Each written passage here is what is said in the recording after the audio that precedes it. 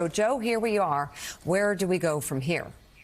We go to Bob Woodward because Bob Woodward has been around Donald Trump for most of the past decade, writing books about him.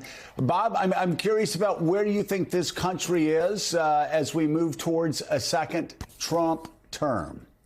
Well, I think it's going to be a great test for lots of institutions, including the media. Yesterday morning, I had over for breakfast Will Lewis, who's the CEO of the Washington Post, Matt Murray, who's the editor. They are committed to being very aggressive to look at what Trump might be doing.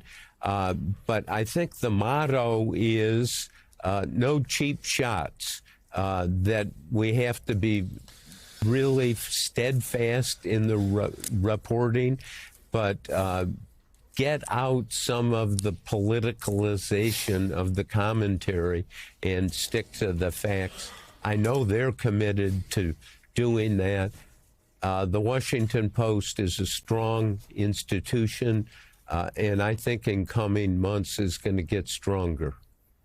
So, speaking of facts, let's talk about some of the things Donald Trump said during the campaign, some of the promises he made. And based on your reporting, based on your knowledge of Donald Trump as a leader and as someone who lost the election in 2020, but said he should have stayed in power.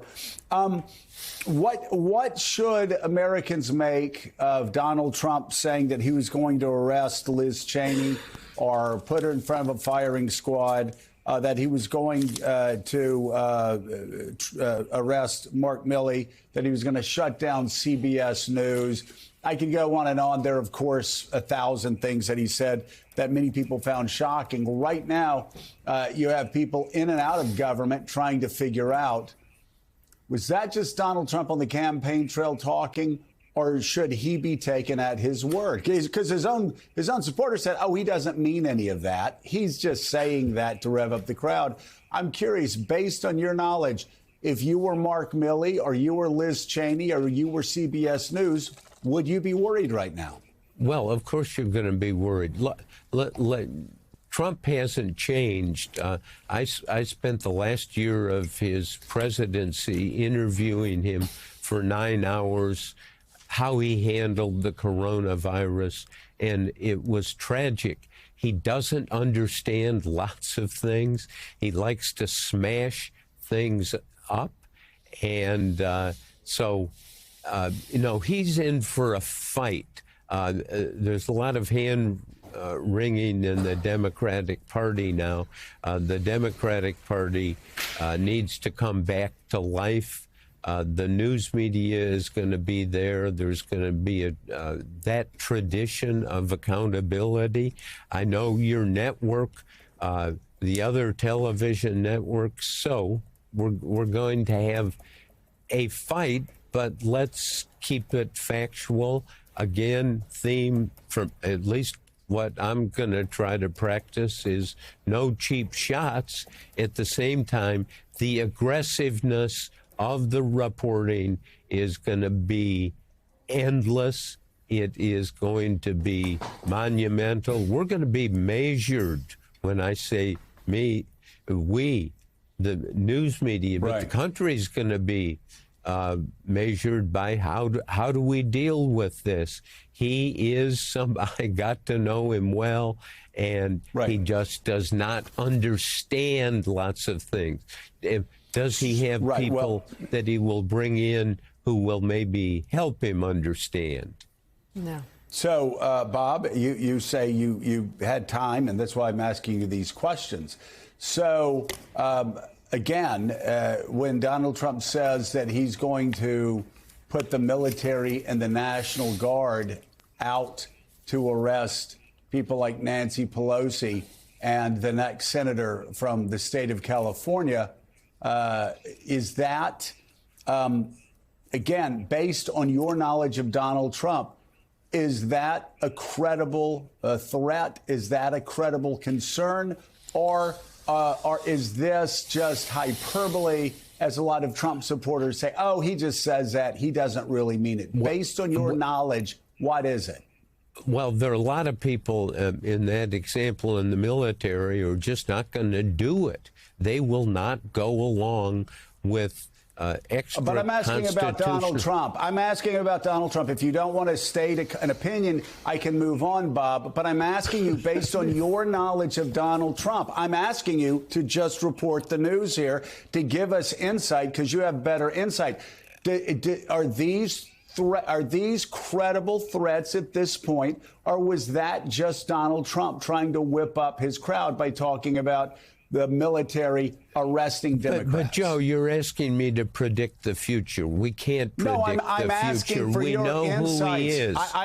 I know who you are. So if somebody asks me about Bob Woodward's reporting, do you think Bob has it right? I go, yeah, because I know that Bob does multiple sources. If somebody asked me about Jen Psaki and asked me something, I would take my experience knowing Jen Psaki, and I would say, no, you can take that to the bank, that what she's saying is the case. I'm just saying, when a guy that's running for president says he's going to use the military to arrest Nancy Pelosi and Adam Schiff, all I am asking is, based on your knowledge of him as a reporter, based on how he governed, should those people be seeing that as a credible threat right now? Yeah, indeed worried, because there is immense, as we know, concentration of power in the president. He can do all kinds of things. I know those generals. I know somebody like Secretary of Defense Austin. He's not going to be pushed around. Now, Trump will find somebody else to do it. These institutions are strong. Trump is going to run into them, and it may be a fight. Okay, let's have a fight about it. I know these people, particularly in the military, they are not going to be pushed around, and they will be in the Oval Office, if he will have them, and say, you can't do this. You should not do this. And now, is Trump going to be Trump? Quite possibly. Right. Well, but Trump's going to be Bob. Trump is going to be Trump with immunity. Well, immunity in what way? Not immunity from the Supreme Court. Well, no, not fully yet. Look, he's not going to get immunity for the people who are there. There's strength in it. You're exactly right. He may power over all of this, and he may try. He also may, let's have a path of optimism here. He's going to realize that he's got an opportunity to do some of the things. Rhetorically, he talks about being president of all the people. We'll see. But this is going to be a fight, and don't worry about it being a fight, because the people and the institutions are stronger. And can he overpower them? Can he use the power of the presidency to destroy our Constitution and our legal system? We get to watch and see what that effort might be. But let's not kid ourselves.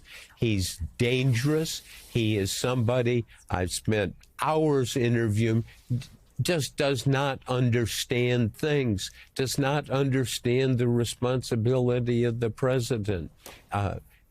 Is he going to learn? I mean, I'm really interested. Who's he going to appoint as his Secretary of Defense, his Secretary of State, his national security advisors? Those will be clues. But don't be afraid of a knockdown, drag-out fight, if that's what we're going to have. We've had them in the United States before. I know this, you know this, there are a lot of strong people out there who believe in the rule of law and the U.S. Constitution.